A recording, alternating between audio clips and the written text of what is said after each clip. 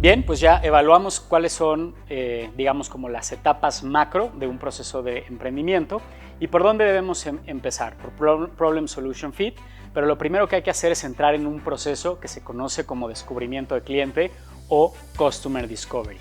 Es decir, lo que necesitamos en esta primera etapa es identificar pues quiénes son nuestros usuarios clave o quién es nuestro mercado meta. Y lo que necesitamos aquí es entrar a un proceso de investigación y sobre todo una investigación cualitativa en donde logremos identificar pues, un grupo de personas con rasgos en común, ya sea de demográficos o de estilo de vida o de ciertos hábitos, ¿no? O que se dedican a alguna actividad en particular, donde lo que quiero precisamente es pues, identificar y entender muy bien quiénes son, cuál es su contexto, cuáles son sus necesidades conscientes, no conscientes, cuáles son sus objetivos en algún aspecto de su vida en donde pues, yo pretenda incidir, ¿no? O sea, realmente a qué problemáticas se enfrentan, cómo les puedo generar yo valor. Y algunos tips aquí son utilizar pues, herramientas de investigación, como les había dicho, cualitativas. Lo que buscamos es poderlos observar, poder entender cómo es su entorno, entrevistarlos, platicar con ellos, que nos platiquen historias y entonces ir identificando precisamente pues, cuáles son estas áreas de oportunidad. Cuando diseñamos un producto o un servicio, pues no podemos tratar a todos de manera diferente, pero tampoco podemos tratar a todos de la misma manera.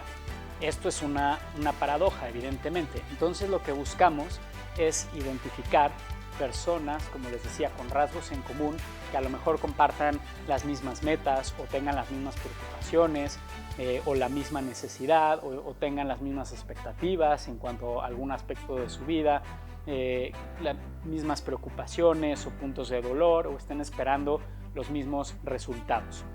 Y aquí, una vez que encontramos personas que tienen estos rasgos en común, lo que tenemos que hacer es diseñar o meterlos en un perfil que vamos a conocer como la persona o el arquetipo, ¿no? En marketing se utiliza mucho a ver quién es tu arquetipo de usuario, aquí en la innovación estratégica lo vamos a conocer como la persona.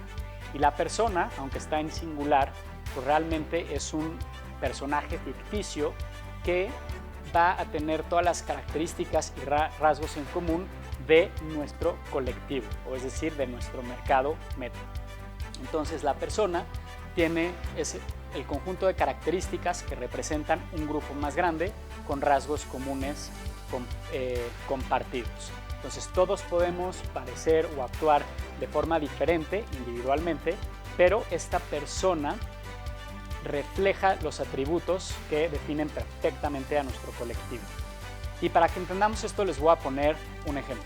Una empresa de tecnología que comercializa consolas de videojuegos, pues decidió hacer un estudio en un mercado determinado para identificar pues, quiénes son sus usuarios potenciales, que buscan, en dónde hay áreas de oportunidad, etc. Y entonces lo que identificaron fue lo siguiente. Hicieron todo un estudio de observación y de entrevistas a diferentes personas tratando de identificar cuáles eran sus hábitos y comportamientos en torno a los videojuegos. Y después de todo un análisis agruparon en 4 diferentes personas o arquetipos a estos potenciales usuarios, a los cuales les pusieron un nombre muy particular y además describieron pues, toda la serie de características o variables que para la empresa eran importantes. Y por ejemplo, estas personas fueron las siguientes. En el primero tenemos el perfil de el solitario, que quizás sea este jugador que juega de manera individual, lo juega por simple desestrés, para matar el tiempo, por lo general utiliza su teléfono móvil para jugar, lo hace en momentos de ocio y pues bueno, este jugador pues quiere juegos rápidos, a lo mejor digamos como de destreza, no te va a exigir un nivel de gráficas muy avanzado, ni quiere juegos muy complejos, es simplemente algo rápido para entretenerse y matar el tiempo. Después viene otro perfil que es el social. y estas son las personas que solamente juegan cuando están con amigos o familiares o en un momento de convivencia. Entonces este perfil a lo mejor son los que se reúnen los jueves, viernes, sábado por la noche para jugar con amigos. Por lo general son juegos de equipo, ¿no? Como juegos deportivos o de alguna otra dinámica donde pues, puedan hacer que puedan jugar en equipo, y pues lo hacen meramente por un tema social. Después viene otra persona que denominaron la competitiva. Esta es una persona que su comportamiento hacia los videojuegos ya es un poquito más, digamos, profesional. Es alguien que exige un nivel pues, de gráficas más avanzado, que le gusta estar conectado en internet, pues compitiendo con diferentes jugadores en el mundo, pues le gusta ir avanzando de nivel, y entonces ya tiene unas exigencias y demandas muy particulares. Y por último, encontraron uno que ellos denominaron el experto. Y este es un jugador que prácticamente le dedica su vida a los videojuegos. Es alguien que tiene pues las consolas más avanzadas, tiene un equipo de sonido, pantallas especializadas, audífonos, una silla especial para videojuegos, tiene toda una serie de adaptaciones en su casa para tener la mejor experiencia en cuanto a los videojuegos. Es alguien que prácticamente pues invierte todo lo que tiene en videojuegos y lo relacionado a ello. Entonces, ¿ustedes creen que la propuesta de valor es la misma para cada uno de ellos? ¿Ustedes creen que la comunicación, que las campañas de marketing, que los productos son los mismos para cada uno de ellos? Evidentemente no, ¿no? Cada una de estas personas tiene necesidades muy particulares, y entonces a la hora que yo hago un estudio y a la hora de que yo agrupo personas con rasgos comunes compartidos en un solo arquetipo, una sola persona, me permite entonces como empresa tomar decisiones estratégicas. Yo podría decir, pues la verdad es que no tengo capacidad para atender a todos, me voy a enfocar simplemente en desarrollar 2 de estos, o a lo mejor ofrezco valor, ¿no? O tengo productos y servicios para 2 o 3 de ellos, pero yo sé que mis comunicaciones van a ser distintas, mis estrategias de marketing, etc. Entonces, cuando estamos emprendiendo, es muy importante que diseñemos este arquetipo o esta persona, le podemos poner el nombre que queramos, y lo importante es que aquí necesitamos identificar variables propias, ¿no? Es decir, qué cosas quiero conocer y saber de este usuario que son importantes para mí y para mi toma de decisión, ¿no? En este caso muy particular, pues bueno, ellos que a lo mejor querían saber cuántas horas le dedican a los videojuegos, en qué momento juegan videojuegos, con quién juegan videojuegos, qué tipo de consolas y aparatos utilizan. Esas eran variables que, bueno, para ellos les interesaban. Pero entonces tú puedes definir, dependiendo de cuál sea tu proyecto, qué variables son importantes para ti. Pueden entrar datos demográficos, edad, sexo, la región en donde viven. Podrían ser importantes o no podrían ser importantes, plataformas tecnológicas que utiliza, pasatiempos, qué sé yo. Dependiendo de qué sea lo que queramos en algún punto diseñar, pues va a depender de las variables que yo quiera utilizar. Les voy a poner y les vamos a dejar en la presentación y en la bibliografía diferentes ejemplos de cómo empresas hacen estas personas o estos arquetipos de sus negocios. Nuevamente les recuerdo, esta persona lo que refleja es un colectivo, y lo que me va a ayudar es entender pues cuáles son los rasgos comunes de mi mercado meta, ¿no? A qué aspiran, dónde hay áreas de oportunidad, hoy que les duele, cuáles son ciertas variables que a mí me interesa saber. Y eso va a ser importante para tomar decisiones cuando estemos desarrollando producto, servicio, cuando alguien más se una a nuestro equipo, pues nos va a ayudar a que esa persona entienda también pues quién es nuestro mercado. Independientemente de qué variables utilicemos o no, creo que es importante al menos tener pues que tenga un nombre, que tenga una imagen, y definir cuál es su necesidades, cuál es su objetivo en la vida en torno a lo que nosotros queremos incidir, ¿no? En el caso de los videojuegos es, pues bueno, cuál es el objetivo de estas personas, o cuál es su necesidad en torno al videojuego. Pero bueno, si estamos a lo mejor emprendiendo un proyecto de salud, pues bueno, cuál es el objetivo, la necesidad primordial de nuestro grupo meta en torno a su salud física, ¿no? O su salud alimentaria. Entonces tenemos que identificar muy bien cuál es esa necesidad muy puntual. Adicional, pues tenemos que entender qué pasa en su contexto y por eso es importante entrevistarlos, observarlos. Y en el contexto vamos a ver que va a haber pues tendencias positivas y tendencias negativas, y estos son cosas ajenas a nuestro usuario, pero que de alguna forma le afectan, ¿no? Entonces, ¿qué cosas negativas pasan hoy en su contexto, sociales, económicas, tecnológicas, que le afectan, ¿no? de alguna forma? O cuáles son algunas tendencias pues, que podrían ser áreas de oportunidad para nuestro usuario. Y todo esto que pasa en su contexto, pues también emocionalmente, qué cosas le generan frustración, ¿no? Es decir, a ver, mi usuario pues tiene este objetivo en la vida, ¿no? En torno a mi tema, pero pues hay estas tendencias negativas en el ambiente que pues le impiden alcanzar este objetivo, o hoy en día tiene estas barreras, ¿no? O económicas o sociales o funcionales que le impiden cumplir ese objetivo, pero pues qué áreas de oportunidad existen, ¿no? O qué otras tendencias positivas hay pues que podamos aprovechar. Entonces es importante que también logremos identificar emocionalmente qué cosas negativas hoy experimenta nuestro usuario, temores, incertidumbres, miedos, y pues qué cosas positivas estaría esperando también alcanzar. Ahora, me gustaría enseñarles una herramienta de innovación estratégica que se llama los Jobs to be done. Esto es muy importante para los emprendedores porque nos va a ayudar a identificar exactamente qué es aquello que quiere lograr nuestro usuario, pero también qué le impide hoy lograr eso y qué cosas estaría esperando de lograr este objetivo. Esta herramienta es de un profesor de Harvard que lamentablemente falleció hace un par de años, que se llamaba Clayton Christensen, que nos dejó mucha teoría y mucho conocimiento sobre la innovación disruptiva, y nos deja este concepto que hoy tiene mucha relevancia en el contexto de la innovación, que es los Jobs to be done. Y aquí, antes de mostrarles un video del profesor Clayton Christensen, me gustaría hacerles una pregunta.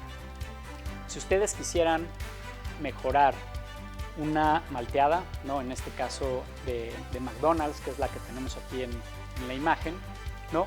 ¿Qué es lo que harían? Si yo les dijera, su objetivo es intentar mejorar esta malteada. Cuando le hago esta pregunta a mis alumnos, pues la mayoría de lo que me dice es, pues bueno, haríamos un estudio con los clientes, determinaríamos pues temas de sabor, de consistencia, del tamaño, del empaque, etcétera, cuestiones muy funcionales. Vamos a ver si este es realmente el mejor acercamiento hacia la mejora de un producto.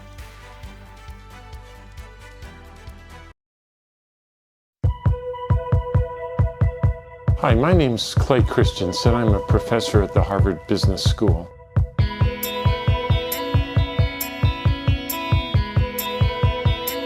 I brought with me a set of puzzles, all related to innovation.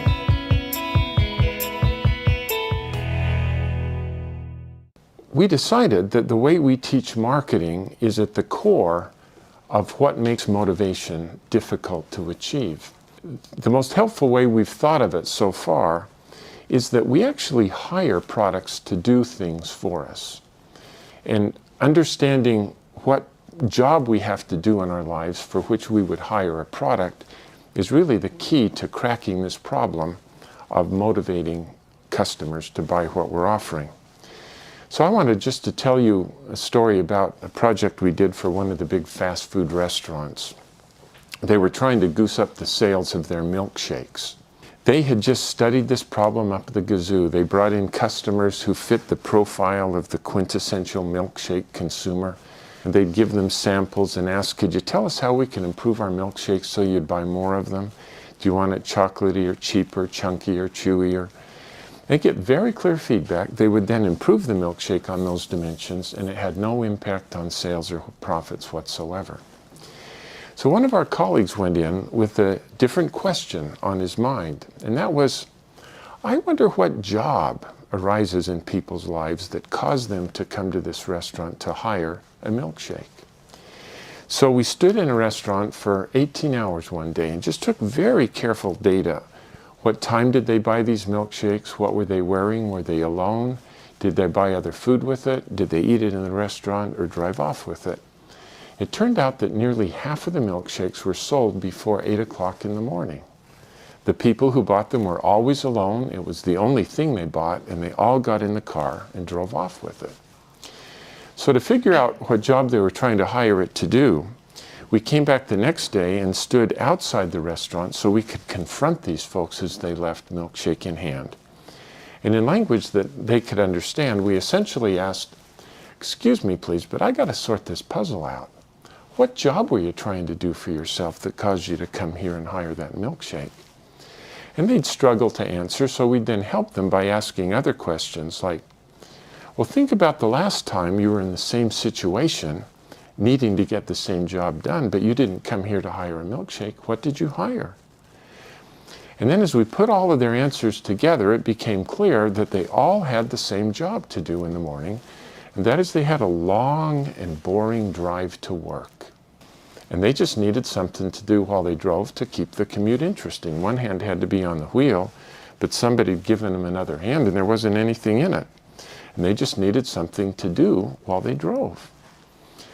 They weren't hungry yet, but they knew they'd be hungry by 10 o'clock, so they also wanted something that would just down there and stay for their morning. Good question. What do I hire when I do this job? You know, I've never framed the question that way before, but last Friday I hired a banana to do the job. Take my word for it, never hire bananas. They're gone in 3 minutes, you're hungry by 7:30. If you promise not to tell my wife, I probably hire donuts twice a week, but they don't do it well either. They're gone fast, they crumb all over my clothes, they get my fingers gooey. Sometimes I hire bagels, but as you know, they're so dry and tasteless.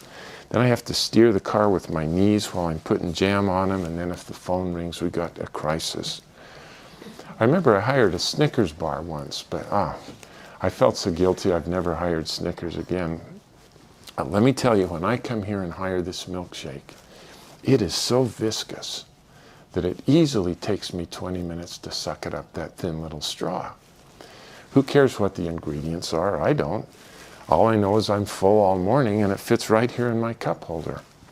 Well, it turns out that the milkshake does the job better than any of the competitors, which in the customers' minds are not Burger King milkshakes, but it's bananas, donuts, bagels, Snickers bars, coffee, and so on. But I hope you can see how, if you understand the job, how to improve the product becomes just obvious.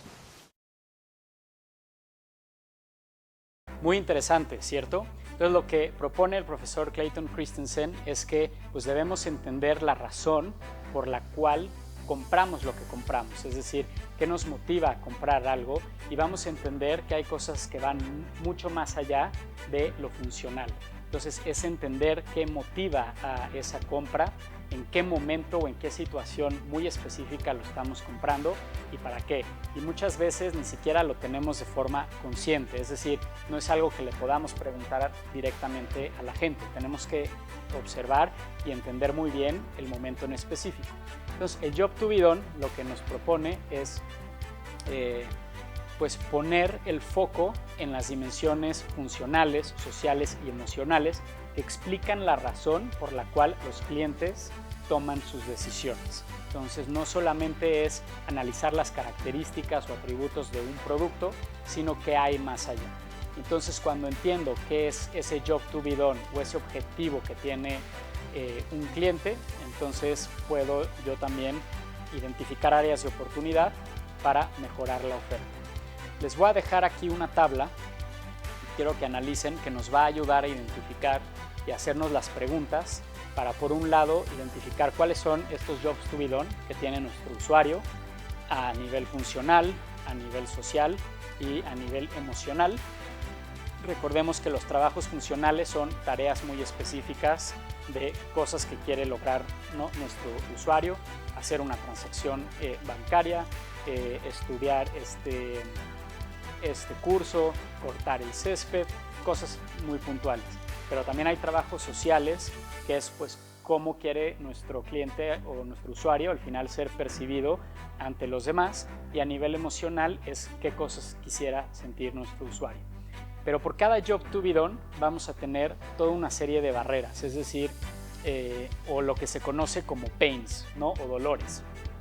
Dolores no son necesariamente pues dolores físicos, sino digamos que son estas barreras emocionales que le van a impedir a nuestro usuario alcanzar su job to be done.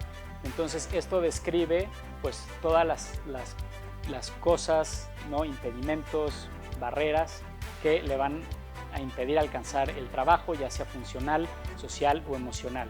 Y por el otro lado tenemos que distinguir los gains, ¿no? Que va a describir pues qué es exactamente lo que el usuario esperaría lograr de hacer este job to be done. Y posteriormente vamos a ver cómo cuando tengo identificadas estas herramientas, pues va a ser mucho más fácil diseñar la mejor oferta, ya sea de producto o ya sea de servicio. Entonces les dejo esta gráfica que nos deja Strategizer para que identifiquen precisamente cuáles son los pains y cuáles son los gains del job to be done de su usuario.